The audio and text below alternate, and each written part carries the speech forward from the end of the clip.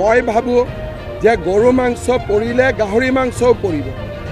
এই কামটো বন্ধ হ'ব লাগে, না গৰু পৰিব লাগে না গাহৰি পৰিব লাগে।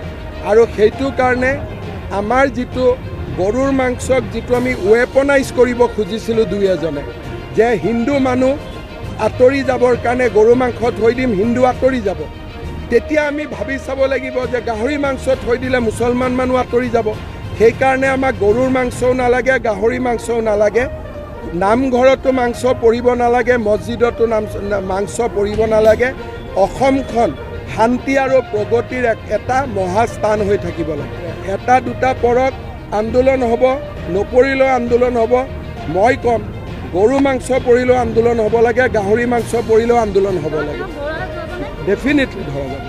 আমি কাকোৱে আইন অমান্য কৰিব নিদিওঁ, কিন্তু অসমত বাৰে বাৰে যিবিলাক ঘটনা ঘটি আছে তাৰ কাৰণে মানুহ বহুত অসন্তুষ্ট হৈ আছে।